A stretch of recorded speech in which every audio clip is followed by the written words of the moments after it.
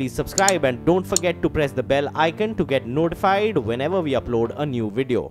Well, straight to all of the action from the Dalal Street, then markets took a pause after 2 consecutive days of rallying to end the day flat. The Nifty gave up the 10,950 mark and the Sensex also reached its all-time intraday high. Broader market outperformed, but Bank Nifty ended with cuts of about 90 points. Mid-caps also shed about 100 points, but managed to hold on to the 18,500 mark. Surbhi Upadhyay joins us now to decode the day's trading action. Surbhi, the Dalal Street managed to outperform global peers almost, amidst all of these trade war fears. A day of consolidation on the Dalal Street. A lot of the trade talk worries were back. And while they couldn't exactly drown out the bulls, there was definitely some tempering that was evident. Having said that, one must take on board the fact that India has actually outperformed a lot of the key global markets today. A lot of the Asian markets were down 1.5%, whereas we have ended, at least at the index level, on a flat note. The sort of sore part of trade today was mid-caps were again feeling the heat, particularly stocks which have global exposure. And I'll come to those names in just a minute. The sector of the day definitely was the IT space, the stock of the day being none other than TCS. So let me quickly drill it down to actual names now.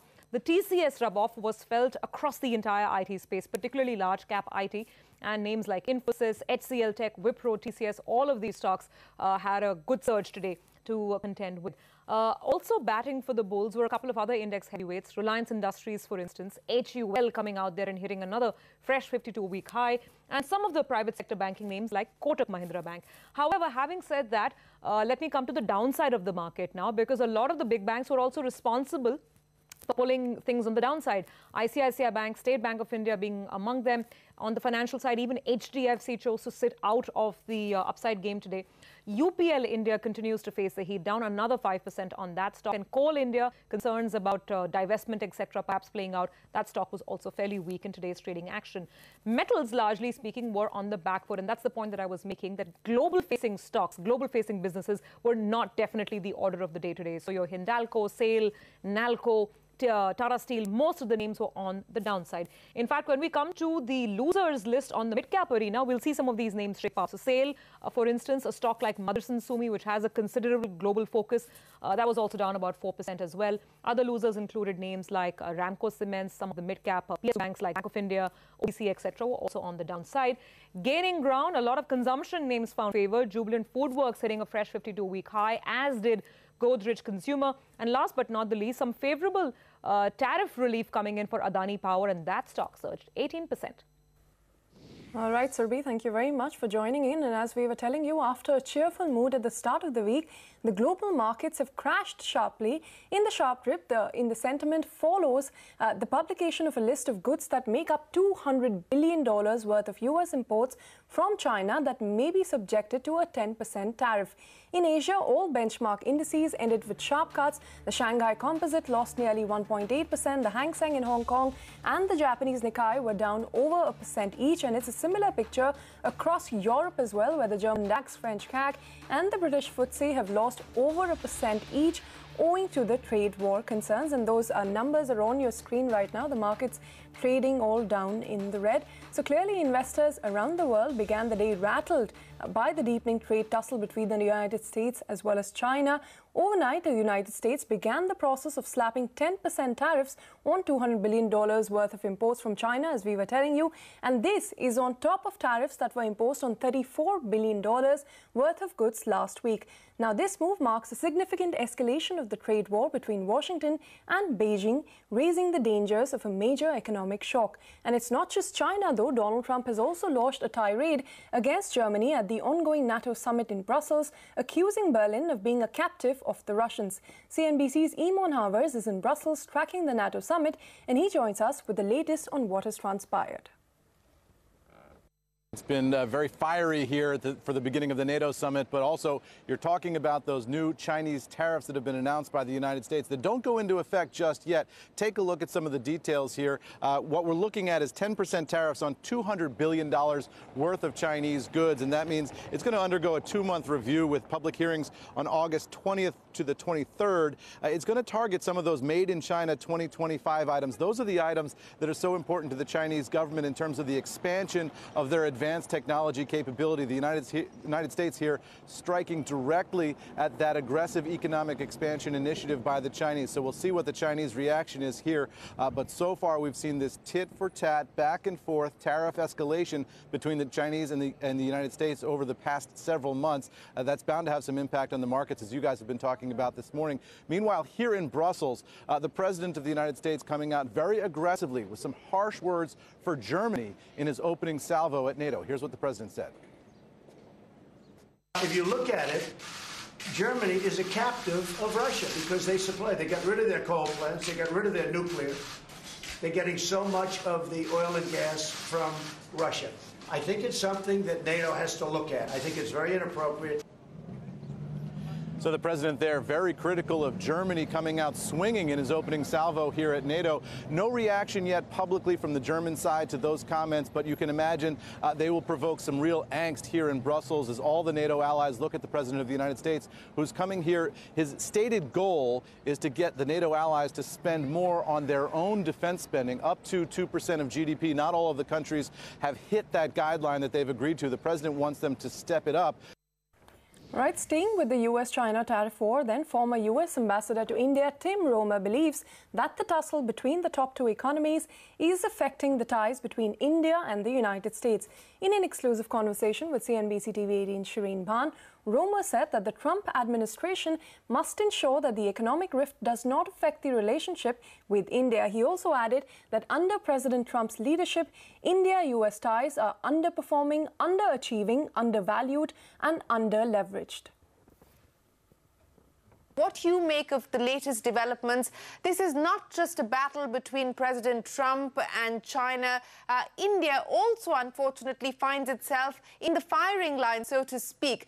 How do you see the ties between US and India in the context of the fact that there are WTO complaints and WTO action that has been initiated by the USTR against India, India now retaliating as well? How would you define the current partnership? First of all, the good news, India continues to be one of the more robust economies in the world, one of the fastest growing economies, if not the fastest, maybe the third largest economy in the world.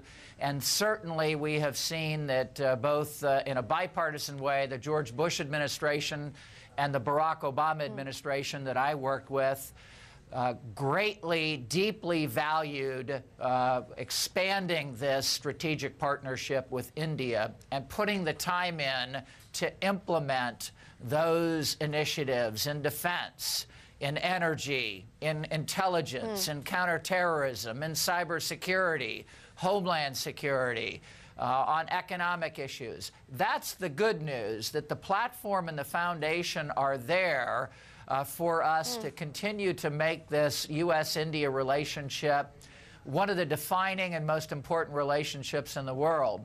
I think right now, to the heart of your question, we find ourselves in a challenging position, quite frankly. The 2+2 talks have been delayed now, not once, but twice.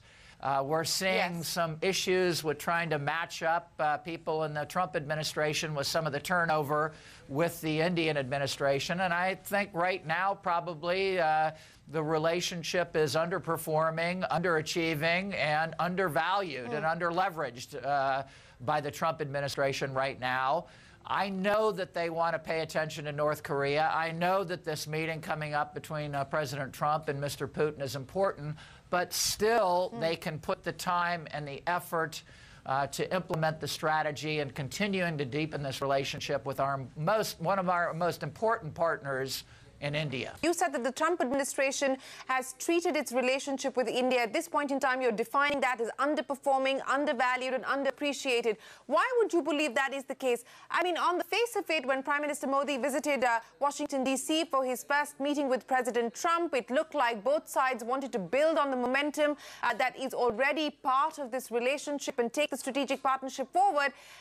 Apart from the bandwidth issues that clearly Russia and North Korea occupy top of mind, why else are we seeing this underperformance, to your mind? Well, it's not only the delay and the postponement of the 2+2 talks. it is also not putting enough priority on trying to resolve diplomatically some of these economic relationships. As you started your interview question, Mr. Trump is going hard after China and on trade issues with a $375 billion deficit between the United States and China on trade.